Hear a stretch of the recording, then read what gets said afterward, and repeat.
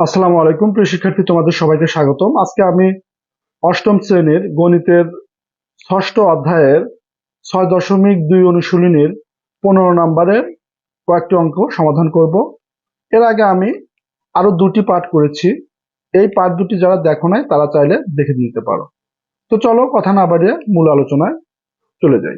এখানে 15 নম্বরে বলছে লেখের সাহায্যে সমাধান করো। এখানে দুটা সমীকরণ দেয়া আছে, x প্লাস ওয়াই ইকুয়াল 6 এবং x মাইনাস ওয়াই ইকুয়াল 2। এটা আমাদের সমাধান করতে হবে। কিভাবে সমাধান করব চলো আমরা দেখি। তাহলে এটাকে যদি আমরা 1 নাম্বার এবং এটাকে যদি আমরা 2 নাম্বার দেই তাহলে 1 নং হতে পাই।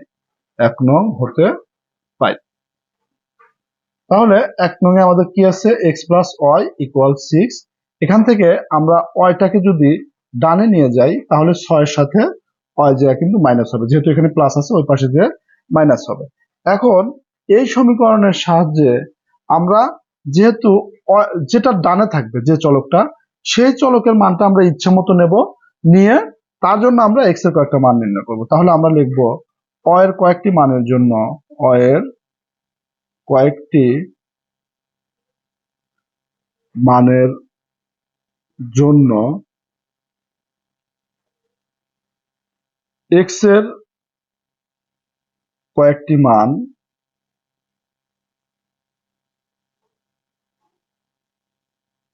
নিচের ছকে লেখা হলো। নিচের ছকে লেখা হলো।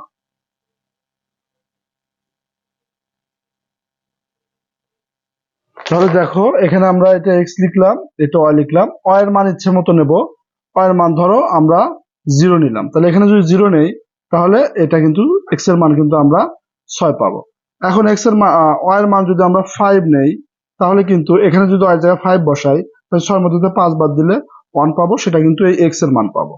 এখন আমরা যদি y এর মান +10 বসাই তাহলে এখানে যদি +10 বসাই, 10 এর আগে মাইনাস আর 6 এর আগে প্লাস, তাহলে সেটা কিন্তু আমাদের 4 হবে এবং বড়টার আগে যেহেতু মাইনাস তাহলে -4। এখন মাইনাস মান নেব দুইটা। ধরো আমরা এখানে y এর মান -5 বসালাম, তাহলে -5 আর এই মাইনাসে প্লাস হয়ে যাবে, 6 আর 5 যোগ করলে কত হবে, 11 হবে। এখানে যদি আমরা -10 বসাই y এর মান, তাহলে আমরা কিন্তু এখানে -10, তাহলে মাইনাস মাইনাসে প্লাস, 10 আর 6 16 হবে। এটা আমরা পেলাম। আবার 2 নং সমীকরণ হতে দেখো, আবার 2 নং সমীকরণ হতে 2 নম্বর সমীকরণে কি আছে, আছে x মাইনাস ওয়াই ইকুয়াল 2। দেখো 2 নম্বর সমীকরণ, আমরা যদি ওয়াইটাকে ডানে নিয়ে যাই তাহলে 2 এর সাথে যা প্লাস হবে। এখন এক্ষেত্রেও আমরা y এর কয়েকটি মানের জন্য y এর কয়েকটি মানের জন্য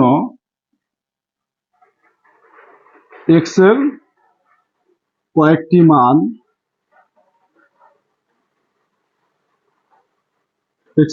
মান নিচের ছকে লেখা হলো। নিচের ছকে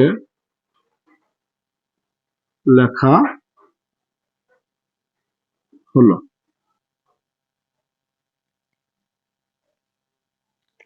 তাহলে এখানে আমরা x লিখলাম, এখানে y লিখলাম।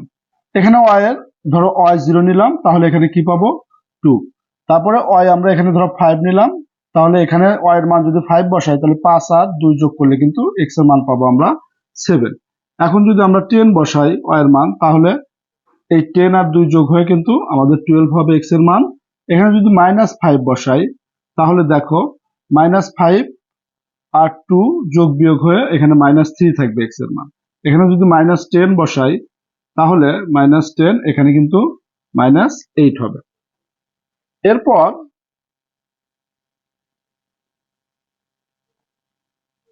উভয় ছকের ক্ষেত্রে, মানে এই ছক এবং এই ছক উভয় ছকের ক্ষেত্রে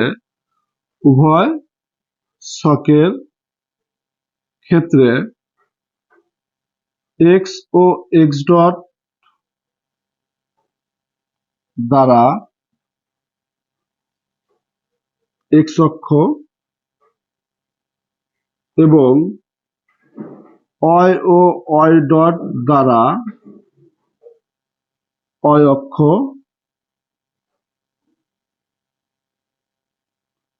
এবং ও দ্বারা মূল বিন্দু বোঝানো হয়েছে।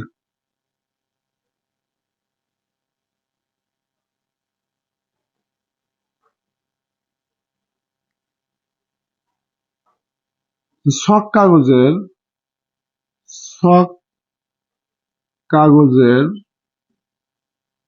ক্ষুদ্রতম এক ঘরকে ক্ষুদ্রতম এক বর্গ ঘরকে এক একক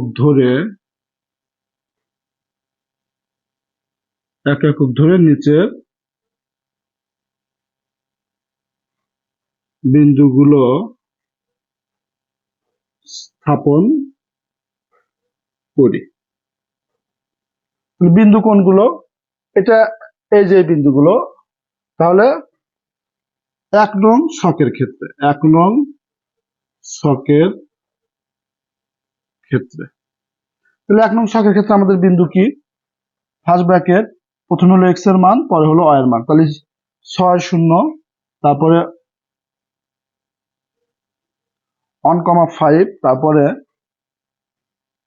-4,10, -11,-5 ও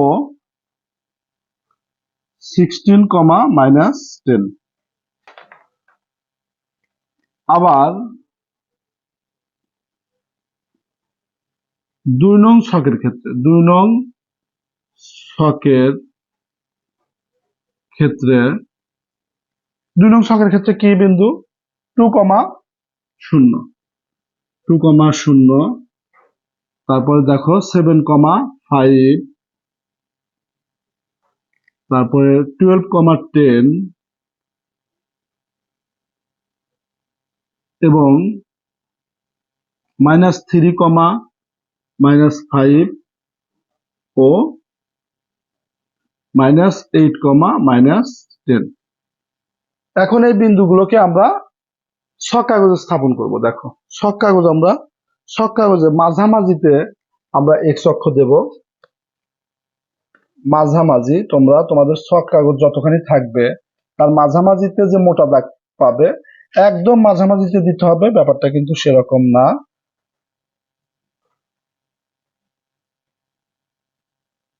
তাহলে এটা আমরা এক্স অক্ষ, আর এই খাড়া ভাবে দেব হলো আমরা অয় অক্ষ। এখন দেখো এটা হলো আমাদের মূল বিন্দু, এটা হলো আমাদের এক্স অক্ষ, এটা এক্স ডট, এটা হলো আমাদের অয় অক্ষ, এটা অয় ডট। তাহলে এই বিন্দুটাকে বললাম আমরা 5, এই বিন্দুটাকে বললাম আমরা 10, এই বিন্দুটাকে বললাম আমরা 15। এখন কিভাবে বলবো? ধরো এই মোটা দাগ থেকে এই মোটা দাগে 5টা বর্গঘর আছে, তাহলে এই এক মোটা দাগ থেকে আর এক মোটা দাগ পর্যন্ত এটা 5 ধরবো, তারপরের মোটা দাগে 10, তারপর পরের মোটা দাগে 15। তাহলে এই দিকে থাকবে আমাদের মাইনাস মান, তাহলে -5, তাহলে এটা -10 এবং এটা -15। উপরের দিকে আমাদের +5, এর মান এগুলো +10 এবং +15। নিচের দিকে আমাদের -5, এখানে আমরা ধরলাম -10 এবং এখানে আমরা ধরলাম -15। এখন আমরা এই বিন্দুগুলো স্থাপন করব ছক কাগজে। দেখো প্রথমে এই বিন্দুগুলো, তাহলে 6 0, তাহলে এটা যদি 5 হয়, 6 তার সাথে একটু এক বাইরে বা এক বেশি, তাহলে 0 মানে কি? অয় অক্ষ উপরে উঠবে না, নিচে নামবে না, অর্থাৎ এই জায়গা হলো আমরা সেই বিন্দুটা পেলাম। এখন 1, এক্স এর মান 1, ওয়াই এর মান 5, তাহলে 1 কোথায়? এই জায়গায়। ওয়াই এর মান 5 মানে উপরের দিকে উঠতে হবে, অর্থাৎ ওয়াই এর মান পেলাম আমরা এখানে। তারপরে এক্স এর মান -4, এক্স এর মান -4 মানে এদিকে আসতে হবে, এটা 5, তাহলে এক ঘর কম, -4 উপরে উঠতে হবে কত? উপরে উঠতে হবে 10, তাহলে -4 বরাবর আমরা 10 যদি উঠি, তাহলে আমরা এরকম একটা জায়গায় বিন্দুটাকে পাবো। তারপরে +11 এ -5, +11 কোন জায়গায়? এই জায়গায় +10, তাহলে এটা 11 কত? -5, -5টা কোথায় পাবো আমরা? এরকম একটা জায়গায় আমরা -5 কে পাবো। তারপরে আমাদের 16, +16 হলো একই বেশি হবে। তারপর -10, -10টা আমরা কোথায় পাবো? -10টা আমরা এরকম একটা জায়গায় পাবো। এখন দেখো এই যে নীল যে ফোঁটাগুলো দিয়েছি, এই ফোঁটাগুলো আমরা ছক কাগজে স্কেল যদি ধরি, দেখবো যে এই দাগের উপর দিয়ে প্রত্যেকটা নীল ফোঁটাগুলো পড়ে যাবে। আমরা ছক কাগজে যখন আঁকাবো, এখানে একটু কম বেশি হয়েছে কারণ এটা আমি আন্দাজে অনেকটা অনুমান নির্ভর করে নিয়েছি। এরপরে আমরা এই বিন্দুগুলোকে এখন স্থাপন করব। তোমরা এগুলো অবশ্যই পেন্সিল দিয়ে করবে। তাহলে এখানে দেখো 20, তাহলে 20 আমরা কিভাবে বসাবো?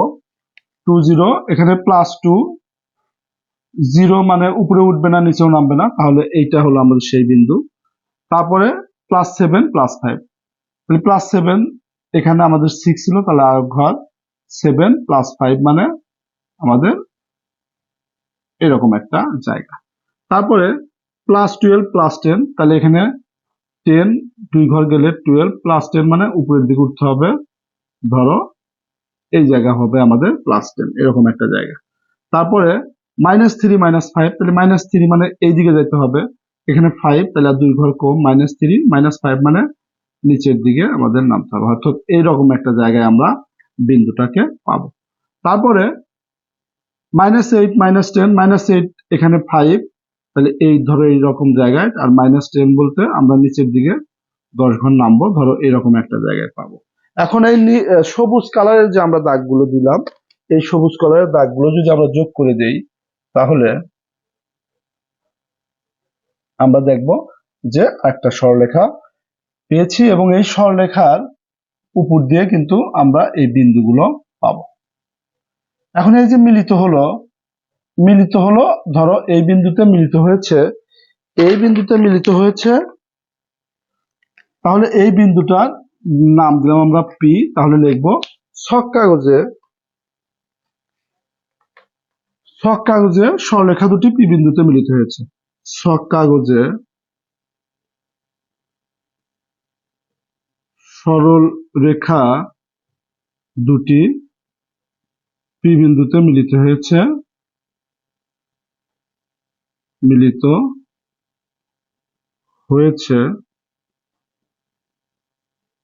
পি বিন্দুর স্থানাঙ্ক,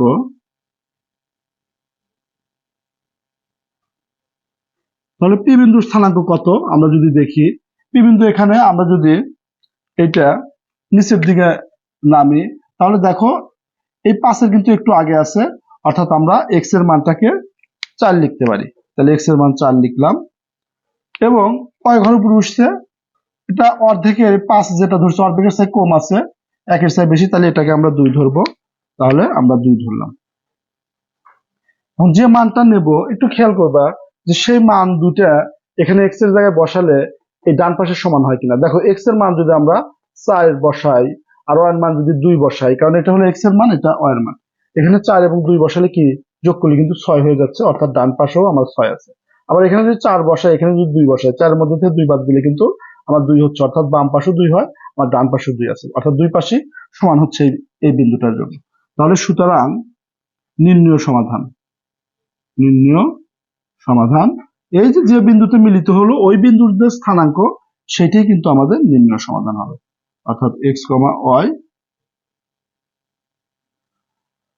তো প্রিয় শিক্ষার্থী, আশা করি তোমরা বুঝতে পেরেছো। আজকের ভিডিওটি আমি এখানেই শেষ করব। যদি ভিডিওটি ভালো লেগে থাকে তাহলে অবশ্যই একটি লাইক, কমেন্ট এবং শেয়ার করে বন্ধুদের মাঝে ছড়িয়ে দিবে, আর চ্যানেলটি সাবস্ক্রাইব করে পাশে থাকা বেল আইকনটি অন করে দিবে। তো দেখা হবে পরবর্তী ভিডিওতে। সে পর্যন্ত সবাই ভালো থাকো, সুস্থ থাকো। আল্লাহ হাফেজ।